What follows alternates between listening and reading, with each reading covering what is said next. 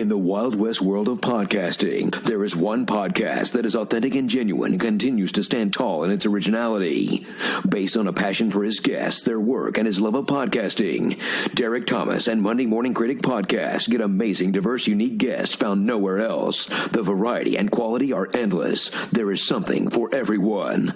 Derek Thomas is the hero you deserve. He's a silent guardian, a watchful protector. Welcome to Monday Morning Critic Podcast. Here is Derek Thomas. I walked across an empty land. I knew the pathway like the back of my hand. Welcome home, honey, where you belong. Is this the place we used to love? Is this the place that I've been dreaming of? I know you struggled with what happened. With what I did. Yes, with what you did. But help is here. A simple thing. Where have you gone? Good morning. I know I'm not who you expected to see. Just know I'm only here to help, and I look forward to meeting you all. So tell me when you're gonna let me in. I'm a pretty rational guy. Something's happening here. You're gonna let me in. We are living in a miraculous time. You're gonna let me in. You're gonna let me in. I think I'm crazy. I mean, what's a little crazy between friends, right? Come on. What are you doing? Come on. What is wrong with you? Stop it. It's not funny. Have you ever been while we talk about it somewhere only we know? Open your minds. This could be the end of everything. Open your hearts. I want you to run. Somewhere only we know. I am so glad that you'll be with us for what comes next.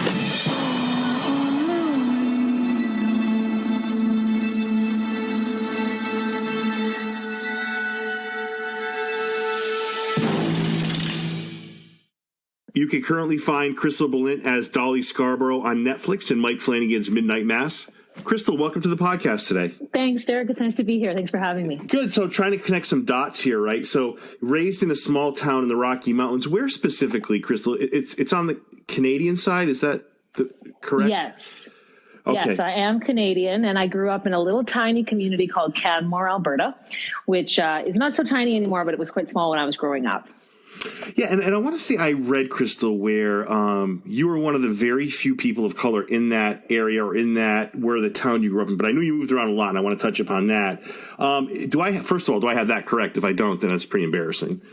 No, you absolutely do. Yeah. As a kid, I grew up in like I said, it was primarily Caucasian community, including my own family. I'm the only Black person in my family. So there were no other people like me in my community until I got into grade school or later almost into middle school, which I guess is different in different places, but it would have been grade 6 or 7, I think. Then it started to change just a little bit. But for most of my childhood, I was the only person of visible minority in my community. Now, how is that? I mean, obviously, if the feelings are too personal, you don't have to share. What was that like? Because I feel like I went to a high school where, white was the only color I saw for, it seemed like, until I got to college. And I kind of hold myself responsible, but I also hold my high school responsible because diversity seemingly was just not there. It was just like not even learning about other cultures. It was just kind of embarrassing. But what did you go through personally growing up? Did you find that? Did you feel alone? Did you feel like it was like, gosh, it would be really nice if there were other people, how did you feel? I I don't think I felt loneliness at the time. I mean, I think it's an interesting thing to go back and look back on your childhood, because as an adult, obviously you gain a different perspective, and you some of us do therapy, or you unpack things so that it's easy to sort of like project what you know as an adult back onto the person that you were as a child. But if I'm being honest with myself, I don't remember ever feeling loneliness. The community I grew up in was fairly liberal for the most part. And it was comprised of people from kind of all different cultures, but primarily Caucasian. I mean, I did have a couple of friends growing up who were also mixed race, not black and white like myself, but some were like Japanese and Swiss, or, different sort of mixed couples and kids of that I grew up with. So there was diversity in the larger sense as far as that was concerned. And my friend group was like really fairly inclusive. I mean, I don't remember ever being seen as an other as a kid. I don't ever really remember being isolated in that sense. And in some ways that's a good thing, because I grew up feeling very included and very welcome and very safe.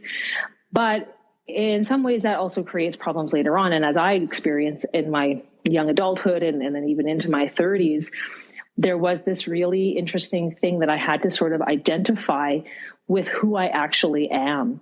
And it didn't, because I wasn't identified as an other growing up, and I didn't have anyone to identify with as an other, I didn't quite know who I was later on when it came to my ethnicity. I had to really try and find that out for myself. So it has its pitfalls, but overall, I never really felt a sense of isolation or loneliness, or I never felt outcast or any of those things. I was very fortunate in that regard. Good. And I have to say, Canadian kindness is a real thing. Like, I've interviewed people from Canada.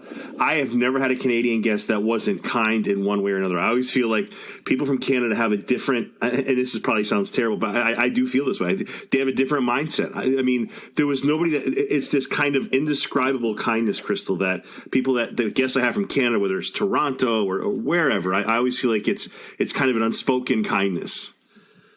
Yeah, I mean, I think we really pride ourselves on that as a culture here in Canada. I mean, it's not, again, it's not without its bad apples, and we certainly have our own history to look at as far as exclusion and racism and division in terms of our history, and we're seeing that now with current events with Indigenous affairs and things like that. So we're definitely not perfect, but I think by and large, Canadians do tend to move forward in the world with a sense of love and just really kind of honoring those golden rule elements, like treating others as we want to be treated. So, and I feel that way about my dealings with other people, and a lot of people I surround myself with feel the same. So yeah, I'm not surprised that you're encountering that. And the other thing I wanted to say, and this is the last question I have about, your childhood / teenage years, was that, and I've had a couple of actors that have gone through this too, and it's different what people have to say about this, is that the fact that you moved 10 times in 3 years,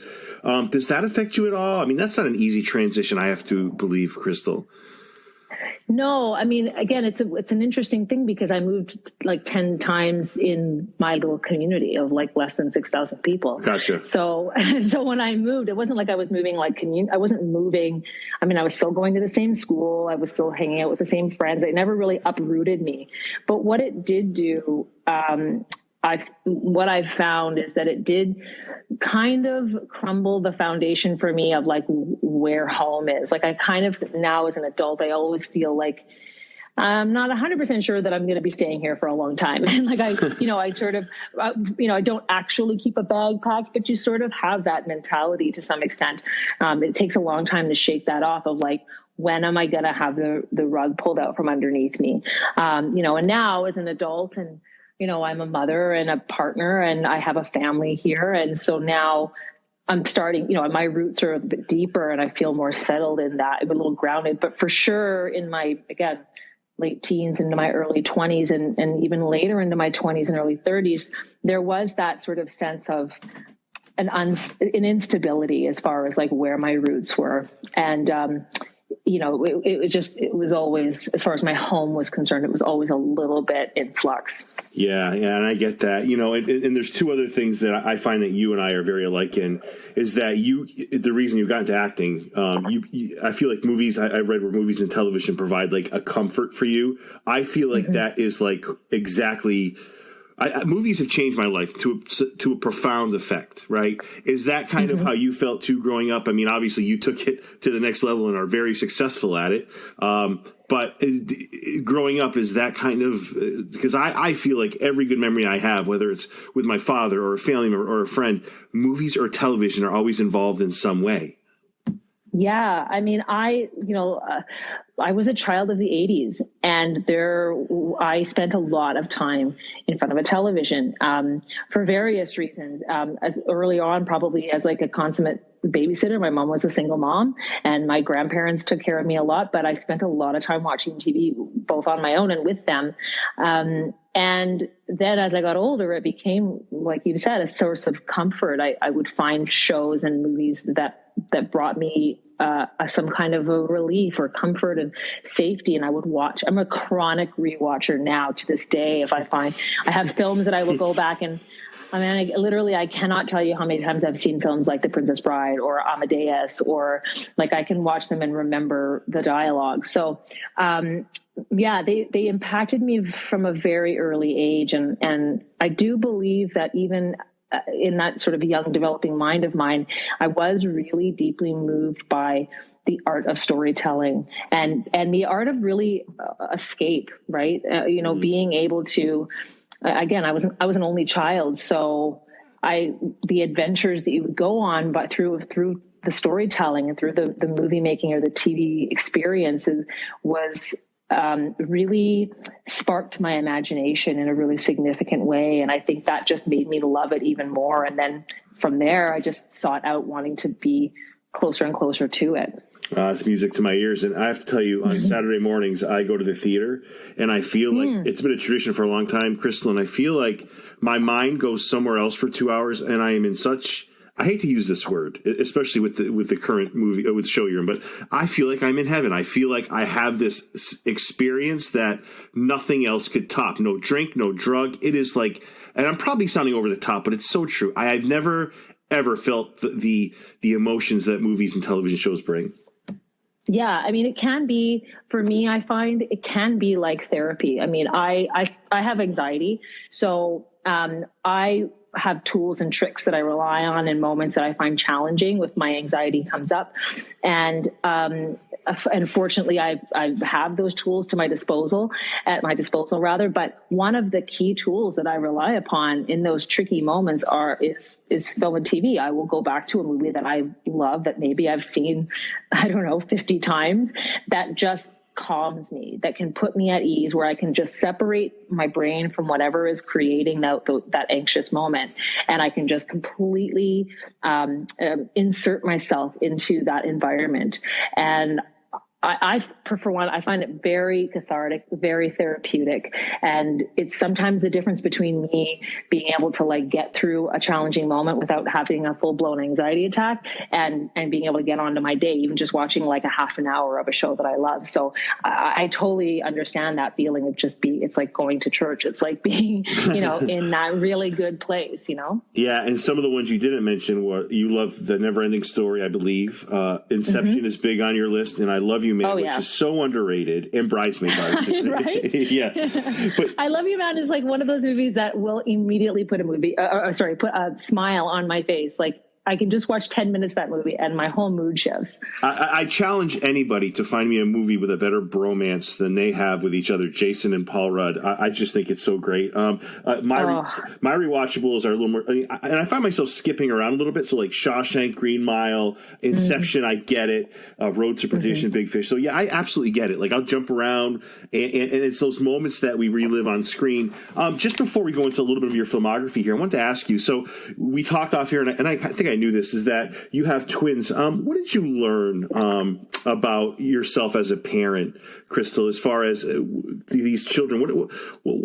I learned myself that I was capable of a level of, not to be over the top here, but a level of love that I never knew existed, right? And to open yourself up like that, I never thought I could do it, right? And I find every day it gets the emotions get deeper and deeper. What did you learn about yourself as a parent?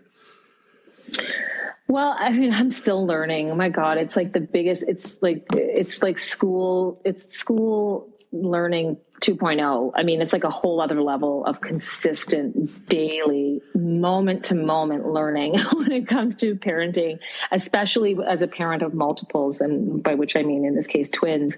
I mean, the love is there. It's deep. It's rich. It's a daily challenge for me to be the best version of myself.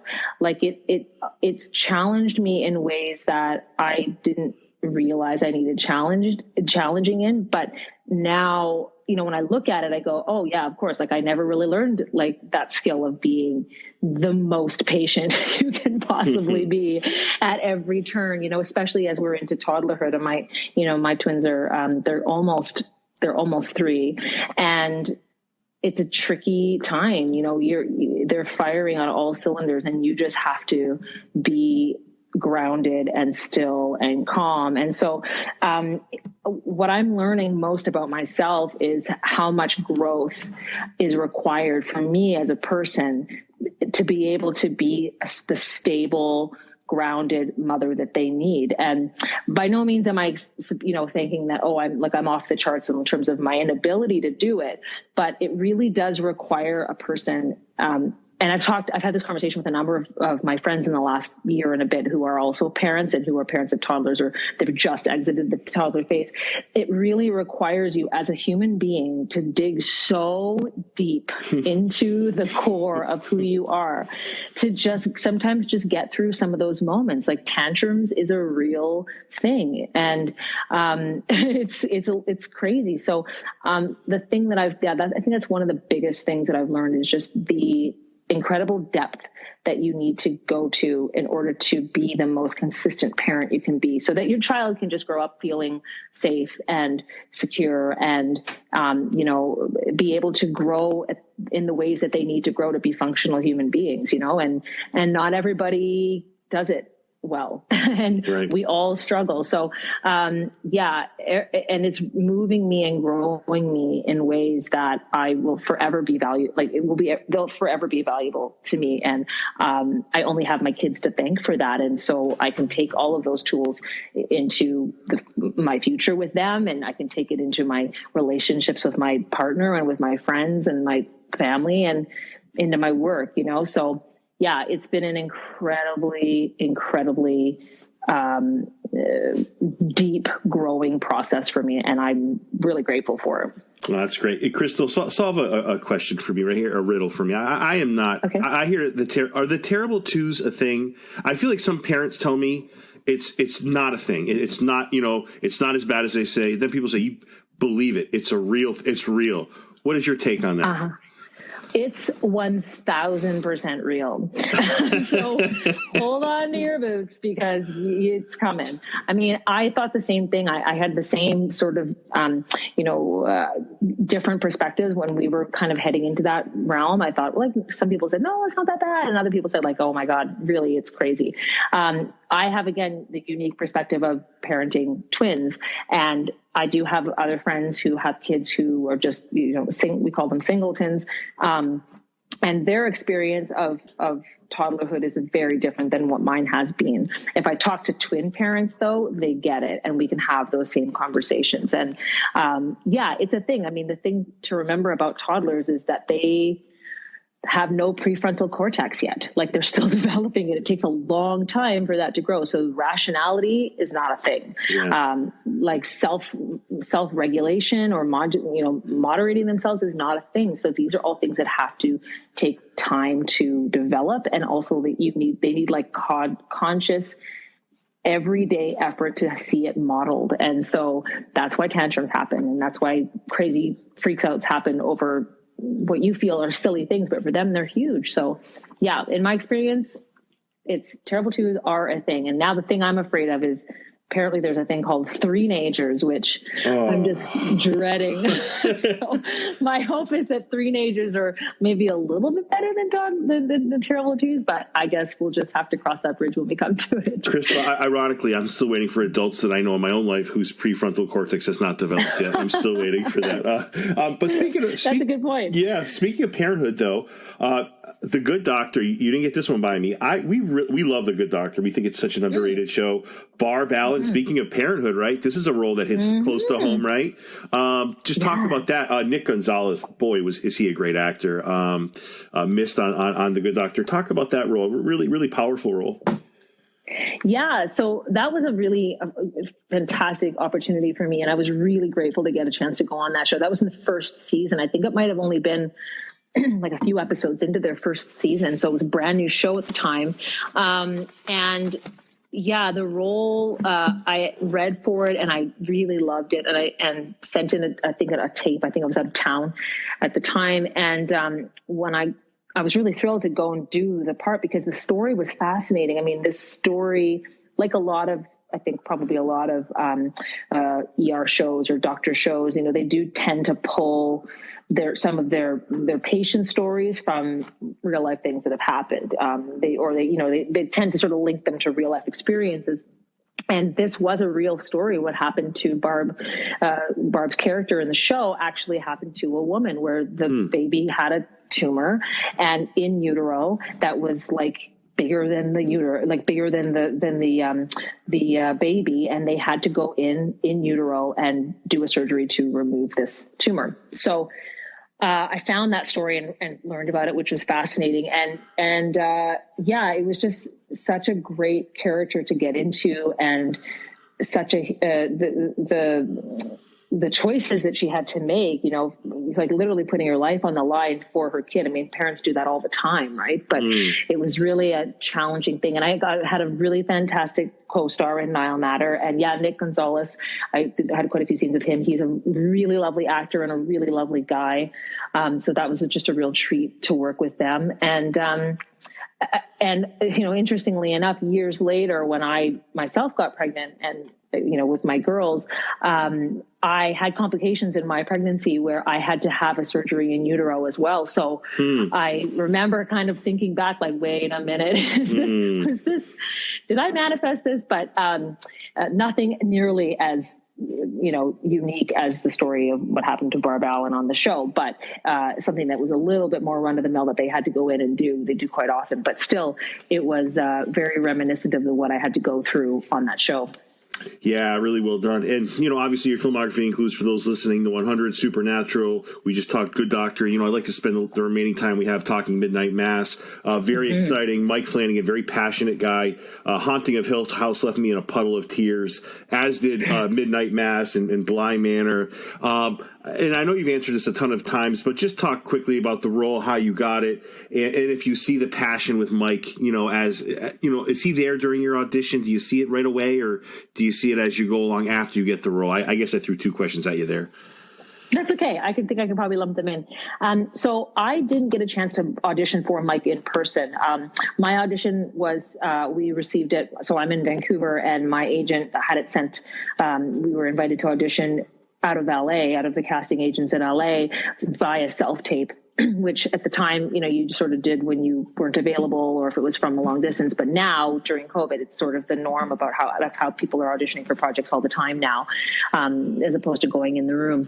So yeah, I was offered an opportunity to audition at the end of 2019, just before Christmas, literally days before Christmas. And the what they call the breakdown, or the details about the show, were very, very vague. There was a working title, so it wasn't called Midnight Mass.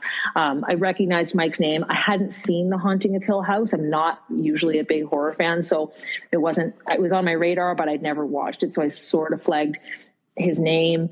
The character description was, I just went back and looked at my email, and it was literally like a sentence. It was something like, she is Lisa's mother, or something like that. Like, there were no details about the character. And it was just one scene, and I taped it just days before Christmas, sent it off, and then it was the holidays. And of course, you get into the holidays with your family, and you celebrate and do your things. And then about a week or two into the new year, I got a call saying I booked this job. And to be honest, I'd actually kind of forgotten about it because it was just all the hubbub of Christmas. And so once I got the job, I looked up Mike and looked at projects. Of course, that led me to Haunting of Hill House, which we right away, my partner and I binged it over a couple of days, and we were just blown away by how incredible this show was. I mean, we'd never seen anything like it. Again, he's not really a horror person either. I mean, he'll watch it, but we tend to lean towards like thrillers and things. But we were so impressed by just the depth of the show and the layers, and the performances were so dialed in, and the tone of the show was so rich. And so then I was just like over the moon. I couldn't believe that I was going to get a chance to actually work with this person now.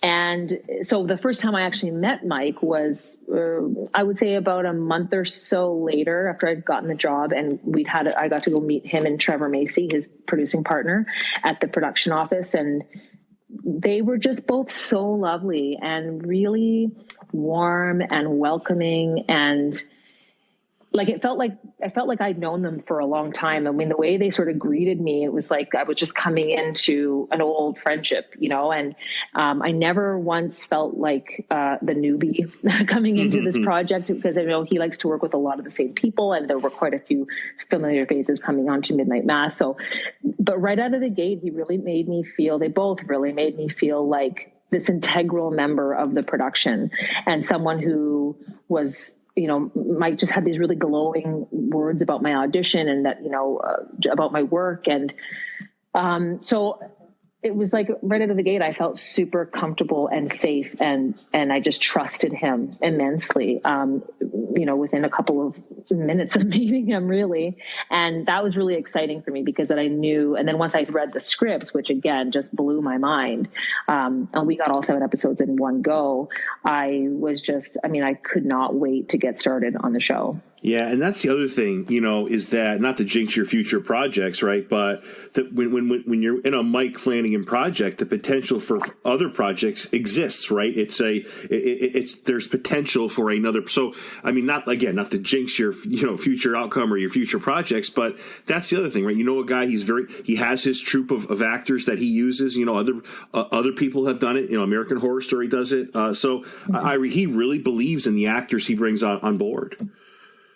Yeah, and I mean, I would be lying if I said that about halfway through the filming of Mass, I wasn't going like, I hope I'm doing a really good job. I hope he wants me back. I would be lying if that didn't enter my brain at least once during the shooting of the show. But, you know, listen, he knows what he's really great. He's got a really terrific eye. He casts well. I think he's just, you know, kind of really remarkable, because he knows exactly who can do what, right? And so he finds these people. Plus, I think he also just seems to find people who are really lovely people. Like every single one of the actors on our show was tremendous, both on screen and off screen. And that's a testament to, I think, the kind of people who he gravitates towards and who gravitate toward him. He's got a lot of really fantastic people in his orbit, and he knows. And so now he just gets to like move them around, you know, and on top of it, it's like, you know, everyone gets to hang around and like hang out with their friends. So yeah, he's got something really special going on. Yeah, and I feel like your initial reaction to Hill House, you know, and I feel like a lot of people have it. Oh, it's horror. It's this. It's almost like with Mike, you have to look at it differently, right? It's a love story that's frightening, because that's what Hill House is. People say, oh, I don't like horror, but I mean, by the end of Hill House, I mean, I was just sobbing. I mean, Mike has that ability. There's no one like it, right? Nobody can use horror the way he does. Horror is almost like secondary, Crystal, I feel like the storytelling and the heart are right up front. Right. And at Midnight Mass, we're going to get into how he uses it there. And I feel like they say there's 2 things you never talk about, you know, in public, politics and religion. We're going to bend the religion one a little bit in this discussion quickly. But, you know, Dolly is married to Wade, for those listening. Before I get to that, filmed in BC. I got to give BC a shout out, right? Really beautiful. Yeah. And I can't let that go. So is that far from you? Did you feel like, you know, hey, is that another bonus of being cast there, right? Because it's kind of home, right? Oh, absolutely. I mean, it is home. We filmed it in Vancouver and the surrounding areas, and I live in Vancouver. So it was a huge bonus to be able to work at home, especially once the pandemic hit, like to know that I was going back to a project that I didn't have to go far from my family, or I didn't have to travel under, I mean, a lot of our cast did. They were a lot of, I think with the exception of only a couple of us, everyone else was down from the States or lived down in the States. So they all had to travel. Some of them came with their families. Some left their families for the duration of filming, which was really hard to be away for that long without being able to sort of come and go and see their families. But for me, I was really fortunate that I got to work in my own backyard. And, I have to give a shout out to the film community here in Vancouver. Is like, I think we have some of the best crews in the world. And the people here, the people who are on our crew were so talented and so dedicated and played their own part in helping keep us safe. And just everything was so thorough, and, we all really took care of each other. But I'm really proud of the fact, in addition to the fact that the show is just tremendous, the writing and all of the performances, but I'm really proud of the fact that it is, for me, a homegrown experience. And I could talk about it all day about how much I love my community and I love my film community. And I'm really, really glad that we're getting a little bit of, a spotlight on it for this show. Well, that's awesome to hear. And you do, for those listening, you do play Dolly Scarborough, who's married to Wade, who is the mayor, who I'm not a real fan of. I didn't really like Wade. The actor's phenomenal. I'm not a fan of Wade. I don't think he's such a great guy. But do you feel like, kind of a nerd question here, wonderful daughter, Lisa, the actor's name escapes me, but boy, was she. I mean, there isn't, I was talking about this with a friend today who's another film buff. There's no weak links in the cast. It's just phenomenal from top to bottom, but do you feel that they're indebted some way to Monsignor Pruitt with the quote unquote miracle? I'll be careful with my word usage here, with the quote unquote miracle. Do you feel the Scarboroughs they feel an almost an obligation to Monsignor Pruitt after that? Yeah. I mean, I think that, I think the thing for the Scarboroughs is they are, I feel like maybe not more than any of the other characters, but several of the characters in the show are written in a really relatable way. And I feel like the Scarboroughs are a unique, and they are uniquely written in that they are kind of moderate in their faith. Like, I mean, Dolly attends church. Mostly, I think she's really relied heavily on her faith, given, what had happened to Lisa. And the actress who plays Lisa, she's a phenomenal actress named Anara Simon. And so what's happened to their family has been so devastating. And so for Dolly, I think she relied quite heavily on her faith in order to help get her through that. But when we meet Dolly, she's in a really bad place. I mean, she's really struggling to adjust to life as a parent of a newly disabled child. It's not going well for her, and she's in need of quote unquote a miracle of some kind to help sort of shift her. Plus her community's been hit really hard with a number of just bad thing after bad thing after bad thing. So I think when Father Paul arrives and things start to shift in this way that, quite frankly, Dolly's kind of been praying for years. She gets what she's one of the few people in the community who actually really gets what she wanted. She asked for this over and over again, and she gets it. And so if they're beholden to him, I'm not sure if they're beholden to Father Paul so much as, I know for me, and I won't speak to Michael Trucco's experience as far as his character work is concerned, but I know for Dolly, I really believe she just wants to believe. Her driving force is love for her daughter, love for her family, love for her community. So even when things start to feel a little bit weird, a little bit odd, I mean, she's driven by this desire to do good. And her faith has shown her, she's been granted this gift of her faith, her undying faith. And so she's trusting, she's very trusting, and she's very dutiful to that faith. So it's not a zealotry in the same way that, say, like Bev Keene's character is. She's not hungry for the power or the drive of just being able to control the situation. She just truly believes that this will yield good results. And it's only in the final moments when, you know, things start to shift that she finally kind of wakes up from that and realizes that maybe it's not quite what she asked for. Yeah, and to your point, you know, Raul Coley was phenomenal in this, another actor, phenomenal, plays the sheriff. One of the things he tells his son, like there's so many conversations in this show that I think about them all a lot, and he's telling his son, God doesn't work that way. You don't just ask for things and he delivers, right? So I feel like there's a lot of credence here. But before I get too far off topic here, you know, the scene with Lisa and Joe Colley, boy, we could all use some of that forgiveness, huh? I mean, what a powerful scene. And I'll tell you the other thing too that I've been dying to tell you all day, Crystal, is that I would have loved to have I would have paid for it, a seat at those table reads. They had to be as emotional as hell, those table reads. Oh, they really we only had one table read, and it was all 7 episodes in a day. Which is not usual, which is not normally the way you would do things. Like, you know, normally you work on a production and you get an episode and you read the episode and then you shoot the episode and then you do the same thing, you know, for the following episode, or sometimes you shoot 2 episodes in a go. We did on this show, we did what's called block shooting. So, we block shot the entire 7 episode over the course of 4 months, all 7 episodes. And so that ended up being more like shooting a feature film where your schedule is more dependent on locations than it is on the script, you know, going from beginning to end. So when we did our table read, we got in with all the cast members, which again is not usual because usually you're missing someone because they're working on something else or their availability didn't clock out. We did all 7 episodes in a day, 8 hours. And, even in those early stages back in March before the pandemic, when we'd all just kind of had maybe a few weeks with the episode, with the material, there was some moving moments. I mean, I remember listening. Crystal, that's March. That's March 2019, right? 2020. 2020. I'm sorry. Go ahead. I'm sorry. That's okay. It's okay. Just before the pandemic. Yeah. So just before everything shut down. Gotcha.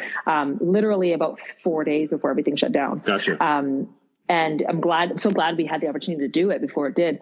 But yeah, reading, like I remember sitting and listening to Anara read that scene and we were all sniffling. I mean, there were tears for sure. And that was just her reading it off the page and, you know, listening to, Kate Siegel and Zach Gilford read some of their scenes, their heavy scenes where they're just discussing like faith and the meaning of life, really. I mean, those were really moving scenes. And then, of course, listening to Hamish deliver his homilies off the page.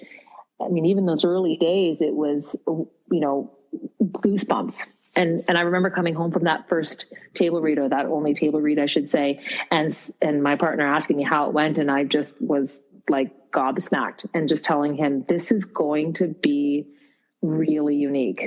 Like this show is going to be like something no one's really seen. Yeah, and one of the many things Mike Flanagan does really well are his long, unedited shots, right? They go on and on, which is, you really won't see it anywhere else.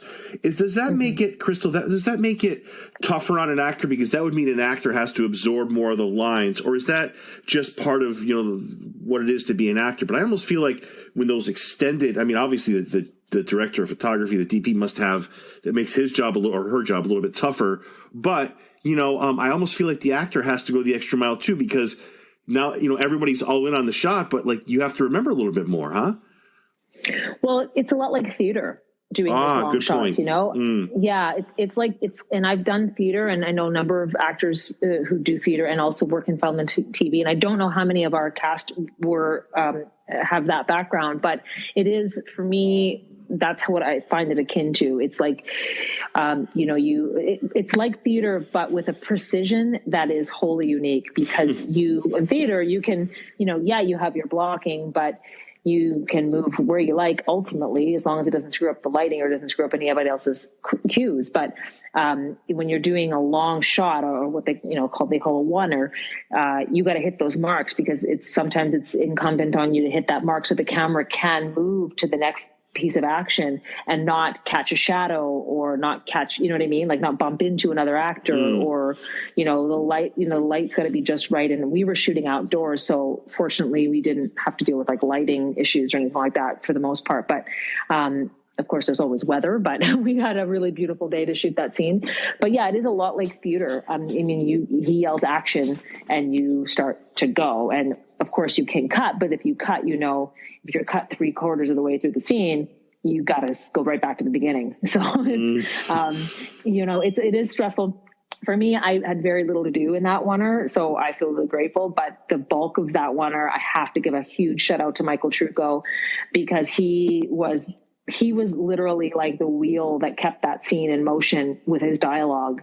And the camera was moving kind of alongside with him and all of his dialogue. And I think he carried that scene with that dialogue, and he just pulled it off so stunningly and really believable. Like, I believed everything he was saying. And that's very hard to do when you know that if you skip a line or you miss a beat, that's going to send us back to ones. So he was, really tremendous in that scene. Yeah. And you give me all this time. I have a few more questions for you. I feel like you and I together have mentioned, including your wonderful performance, some really great performances.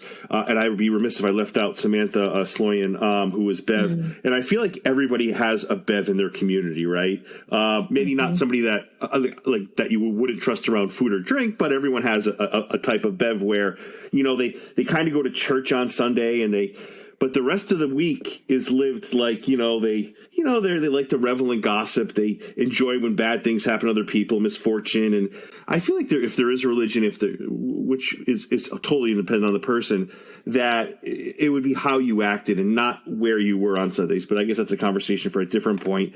But I guess with that, I mean, that's kind of what the interpretation here is, right? With people can bend the scripture to fit their own agenda.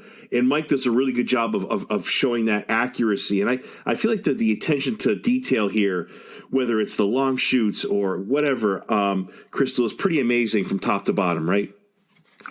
Absolutely. I mean, so just to go back and talk about Sam Sloyan for a second, she is one of the most tremendously talented actors I have ever worked with. She just, like, I remember watching her work on set and going, I don't know how she's got these incredible speeches that are all Bible text.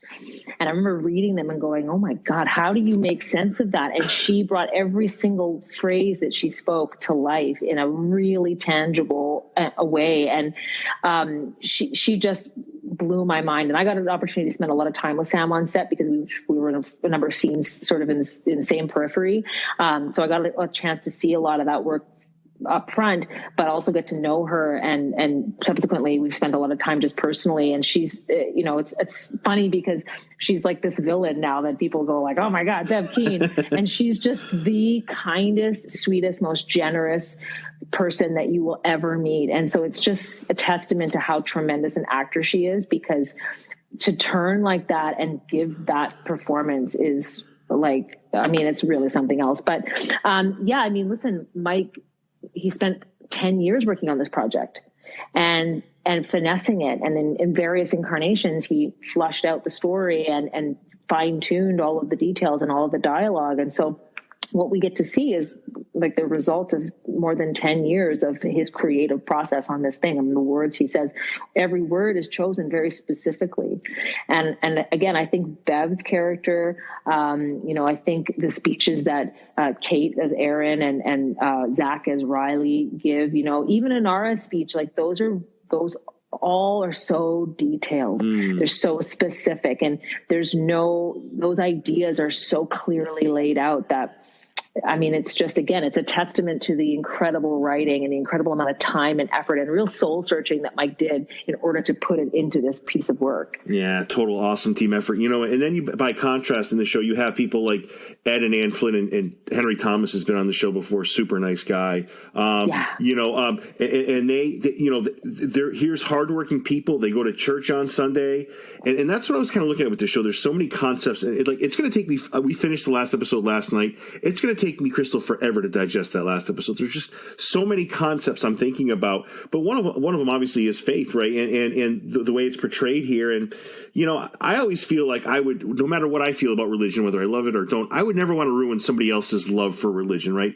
Because that's what gets them, like people like Ed and Anne Flynn, through the day. And I think there's something really beautiful with how that part of the story was told. Well, and I think, yeah, I totally agree. And that's what I think is really, really fantastic about the show. You know, when we were in the middle of making it, I remember there were a couple of times where I thought to myself, oh, wow, this is really going to upset a lot of people, particularly people who believe and who are Christians or Catholics who practice. But I've been hearing a lot. I've had a few conversations with people who are of a strong faith and who watch the show. And I haven't really had an experience where someone's been really kind of like put off by it. They're really kind of fascinated by the conversations that are, you know, were had on the show and the topics that were brought up. And what's lovely about the work that Mike has created here and the characters that he's written is that, yeah, you have the people like the Annie and Ed Flynns who they are devout. They believe in God. They believe, you know, they trust in their faith, but they are ultimately, they're good people. They have a strong moral compass, and their faith is a part of that moral compass. But on the other side of the spectrum, you have someone like Bev Keane who believes the same religion, reads the same books, sings the same hymns, attends the same church, and somehow something is, she's somehow twisted it in her mind to work to her own agenda. And I think it says what he's saying. I mean, I don't know what he's saying. I don't want to put words in his mouth, but what I took away from it is that, you know, faith is not bad. Religion is not necessarily bad, but it's humanity that makes it, you know, iffy, that shakes the foundations of it, right? Yeah. We all get the same, you know, everyone got the same copy of the Bible, right? And everyone got, you know, but then there's even different versions of the Bible, right? So, yeah, they're in the community of Crockett specifically, you know, you've got the people like Ed and Annie Flynn or even the Scarboroughs, right? Who are just like good, God-fearing people who just want to do good in their community and love their families and be good citizens of the world. And then you're also met with the Bev Keanes of the world or even the Father Pauls who really want good things, but just are blinded. So it's a really fascinating look at what faith, any kind of faith, when taken to an extreme, can do to people and to a community. And you know, we see it in current events and we see it on Crockett. No, we sure do it. And I almost feel like Bev is closer to a cult, whereas your character Dolly and the Flynns are closer to being sincerely believing in religion. My last question for you is, you know, we talked about the concept of forgiveness. It is definitely a main point of the show. But I almost feel like what I took away from it is, you know, what is real forgiveness, right? Like, do people, how far do you go to actually forgive somebody? It's not just like, it's when people say, how are you? Or thank you. Those are just empty words. No one really, not many times do they care when they say, how are you? Do they really care, right? It's like a greeting. It's an empty kind of, at times, words. They have no meaning behind them. And I almost feel like the same can be said for forgiveness, right? Is it actually, do you really forgive somebody? Do you really mean it? Or is it just like, I forgive you, now go on with your day? And I love the way the show examines that. Just again, a wonderful team effort in that part of it, Crystal. Yeah, I mean, thank you. And I think that, again, I keep coming back to the writing. I mean, we were really just fortunate to be able to speak these words and to bring these characters to life that have lived in Mike's head for years. And you know, the idea of forgiveness, I think, is interesting. And, you know, again, going back to Inara's speech, it's so beautifully summed up. I mean, she says, I will never forget. And I think that's really important about forgiveness is like it doesn't mean forgetting, but what it does is make space for you to heal. And that's really what she does in the show is just saying like, I'm not forgiving you for you because I want you to feel good. I'm doing it because I need to feel good. And there's a saying I heard recently, which I think is something that is used quite frequently in AA, but I think it's probably something that is said in other circles as well. And I might butcher it, so don't quote me on it. But it's something to the effect of like, resentment is like drinking poison and waiting for the other person to die. And so well said. I just found that so moving, because it's true, when you hold on to those feelings of hatred or whatever, or you don't move forward with forgiveness, all you're doing is punishing yourself. The other person doesn't feel those things, right? So it's an important tool to be able to find healing for yourself, right? And it doesn't have to mean that you need to befriend that person. You don't have, or whatever that experience is. It doesn't mean you have to change who you are, but it's about making space for yourself to be able to move on for your own good. Yeah. And I think that's what those are the things that I think the show starts to talk about, is just how do we heal? Yeah, and even Monsignor Pruitt, who I'm waiting to be this big monster, which you could argue some of his actions, but at the end of the day, he wanted the best for his congregation. He really, and I probably should follow that up with a spoiler alert, but he really did want the best for his people, and it's only that he figures it out. Oh, Jesus, no, but he didn't do it with a sinister attitude or being underhanded. He really did want the best, but his calculations were off, Crystal. Yeah, he didn't go into it with malintent. There was no maliciousness in his actions. He literally, and you find out, again, I'll try not to spoil it, but you find out really what his intentions are. And even to himself, I think he fooled himself. He ends up discovering that he even fooled himself of what his intentions were. His intentions ended up being actually a bit more selfish than he thought. And that's the interesting thing about the human experience, is even when we think we're doing good for everyone, sometimes you have to really get serious and get real with yourself and think about what you're actually doing. And very few of the characters in the show do that, including Father Paul, who is sort of like the guy who we all look to for our moral compass. And that's ultimately what leads us all astray. Crystal, what can you tell me about the Midnight Club? That is Mike Flanagan's next project. Coincidentally, it is your next project. Is there anything you could say? Obviously there's NDAs, there's other things going on. I don't want to put anything in jeopardy, but is there anything you could say, any tidbit of information you could throw out there?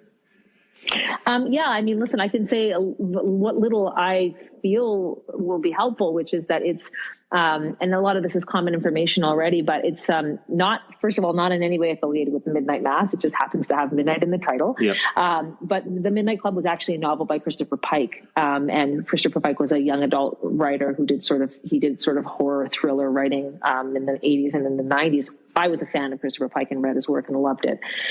So it's a series based on adaptations of Christopher Pike's works. And there'll be some familiar faces. I happen to be one of them, which is really nice. And I just had a lot of fun working on it. And I think that the cast, once again, that he's assembled for the show is, they're tremendous young actors who I think people are really going to be impressed by. And as usual, the writing is on point, and I think people should just expect to be taken on a really fantastic journey again. Crystal, I'm a fan, and I wish you nothing but happiness and success moving forward. You are so much fun to talk to. I can't thank you enough for giving me the time today. You're so welcome, Derek. Thanks for having me, and it was a real pleasure speaking with you, too. You had some great questions, so thanks for having me.